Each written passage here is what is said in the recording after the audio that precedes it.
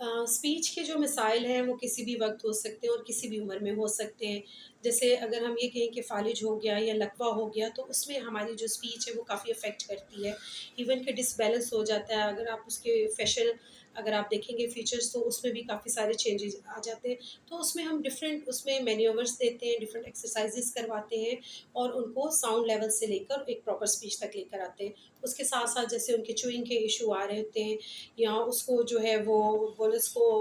या नवाले को जो है वो चबा के अंदर तक लेकर जाने के जितना भी जो प्रोसेस होता है उसमें हम हेल्प करते हैं। इसके साथ-साथ मैं आपको ये भी बताती चलूँ कि जैसे अक्सर जैसे हमें कोई ब्रेन का इश्यू हो जाता है, स्ट्रोक हो जाता है या फ़ालिज हो जाता है या हेमरेज हो जाता है, तो उसमें अक्सर लोगों की जो है वो उनकी अफ़ेक्ट होती है स्पीच के साथ-साथ उनका ब्रेन उस तरह से उनके साथ साथ नहीं दे रहा होता, तो उन्हें जो है कोई एक एनजी ट्यूब लगाई जाती है जिसे खुराक की नाली कहा जाता है। तो ये एक माहिर स्पीच पैथोलॉजिस्ट ही होता है कि जो कि उस खुराक की नाली से मरीज़ की जान छुड़वाता है और उसको प्रॉपर जो है वो ईटिंग के ऊपर लेकर आता है। जी एडवांटेजेस तो इसके बहुत सारे हैं, जैसे कि एक जो प्रोफ़ेशनल होता है, जो एक प्रॉपर डिग्री लेकर आया होता है बंदा, तो वो डिफरेंट हॉस्पिटल की जो सेटिंग्स है उसमें कंसल्टेशन दे सकता है, स्कूल सिटिंग में दे सकता है। इवन कि ख़वातीन के लिए तो ये बहुत ही अच्छा पेशा है, वो घर बैठे भी स्पीच थेरेपी कर सकती हैं। स्पीच थेरेपी के लिए कोई मख़सूस कमरा नहीं होता, आप उसको नेचुरल एनवायरनमेंट में भी बच्चों को थेरेपी दे सकते हैं और इसके अलावा एक आप अलाइड प्रोफ़ेशनल बन जाते हैं और आपको जो इसका एक जो दुआएँ हैं और एक जो एक अच्छा टाइम आप स्पेंड करते हैं बच्चों के साथ, पेरेंट्स के साथ, तो वो मेरे ख़्याल में आपके लिए बहुत ही खुशी का बायस होता है। अगर हमारा एक भी पेशेंट ठीक होता है, एक भी लफ्ज़ बोल देता है, तो हमारे लिए एक रिवार्ड से कम नहीं होता। डिसएडवांटेजेस की अगर मैं बात करूँ तो जैसे मैंने पहले भी ज़िक्र किया है कि इसमें जो है एक तो काउंसलिंग बहुत ज़्यादा मुश्किल हो जाती है, पेरेंट्स को समझाना और उनको ये बात बताना कि आपके बच्चे के साथ ये इश्यू है और इसका इस तरह से ट्रीटमेंट है, तो मोस्टली जो है वो उसको एक्सेप्ट नहीं कर रहे होते। तो उनकी बार-बार काउंसलिंग करना, उनको समझाना, बताना ये एक काफ़ी मुश्किल काम हो जाता है। और दूसरा ये होता है कि जैसे मैं अपनी लाइफ़ में देखती हूँ कि वक़्त बे-वक़्त जो है आप थेरेपिस्ट को कॉल्स करते हैं और उसको डिस्टर्ब करते हैं आप, तो इस चीज़ से मैं समझती हूँ कि थोड़ा-सा अवॉइड करना चाहिए क्योंकि वो भी हमारी तरह इंसान है, उसको भी एक प्रॉपर टाइम चाहिए और जब तक एक थेरेपिस्ट फ्रेश नहीं होगा, अच्छे मूड में नहीं होगा, तो शायद वो इतनी अच्छी थेरेपी नहीं दे सके। जैसे हम डिफरेंट अगर हम ऐसे ही बीमारियों का ज़िक्र करते हैं या डिसेबिलिटीज़ का हम ज़िक्र करते हैं, तो उसमें मैं ये कहना चाहूँगी कि जब ख़वातीन प्रेग्नेंट होती हैं, तो उनको एक अच्छा माहौल नहीं दिया जाता घर में, उनकी वो खुराक नहीं उनको दी जाती, जो कि उनकी ज़रूरत होती है। और बहुत सारे केसेस हमारे पास ऐसे आए कि जो मदर जो हैं वो स्ट्रेस में थी और कोई उनके फैमिली इस तरह की चीज़ें चल रही थी कि जिसकी वजह से वो बच्चे में आगे डिसेबिलिटी ट्रांसफ़र होती है। उसके अलावा कज़न मैरिजेज़ जो है एक वो बड़ी कॉज़ हो सकती है। इसके साथ-साथ एनवायरमेंटल फैक्टर्स हैं, हमारी डाइट अगर हम देखें तो उस तरह से ऑर्गेनिक नहीं है। तो और इसके अलावा मैंने ये देखा है कि पेरेंट्स के पास एक अच्छा क्वालिटी टाइम नहीं होता बच्चों के लिए या वो एक्सपोज़र नहीं दे पाते जो कि बच्चे की नीड होती है। अगर ये सारी चीज़ें बच्चों की पूरी की जाएँ, तो मेरे ख़्याल में एक हेल्दी माशरा जो है वो तकमील पा सकता है।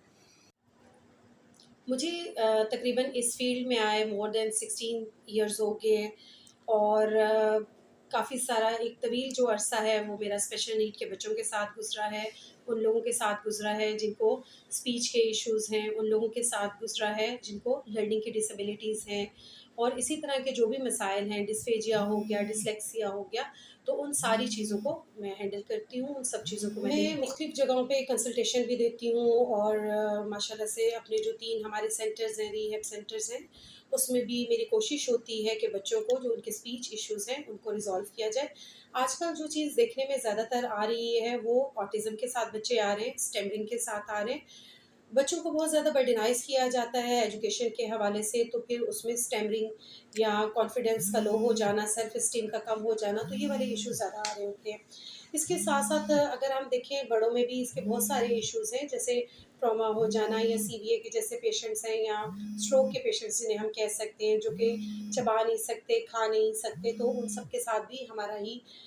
इलाज जो है वो कारआमद होता है और मैं उनके साथ भी काम करती हूँ। अगर हम ये कहें कि स्पीच के इश्यू सिर्फ़ बच्चों के साथ हैं, तो ऐसा नहीं है। ये किसी भी उम्र में हो सकते हैं, ये पैदाइश से लेकर और ये ओल्ड एज तक जब तक ज़िंदगी है, किसी भी वक़्त आपको इसका सामना करना पड़ सकता है। उसके लिए एक माहिर स्पीच पैथोलॉजिस्ट का होना बहुत ज़्यादा ज़रूरी है क्योंकि मैं ये समझती हूँ कि जब तक आप एक प्रॉपर डायग्नोसिस नहीं देते हैं, तो आप एक अच्छी ट्रीटमेंट नहीं दे सकते हैं। तो सबसे पहले तो हमने उसको फाइंड आउट करना होता है, उसको असेस करना होता है कि कौन-सा पेशेंट किस इश्यू के साथ है और आफ्टर फाइंडिंग जो है एक अच्छा हम उसको ट्रीटमेंट प्लान दे सकते हैं।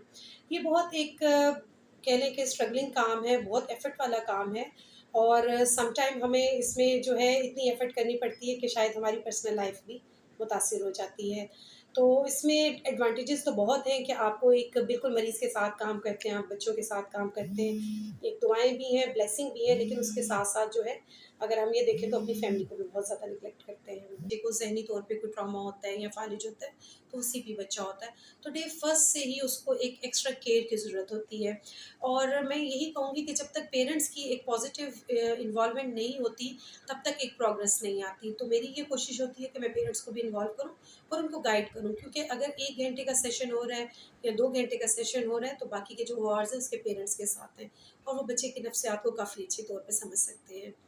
तो हमें उनको भी गाइड करना ज़रूरी है।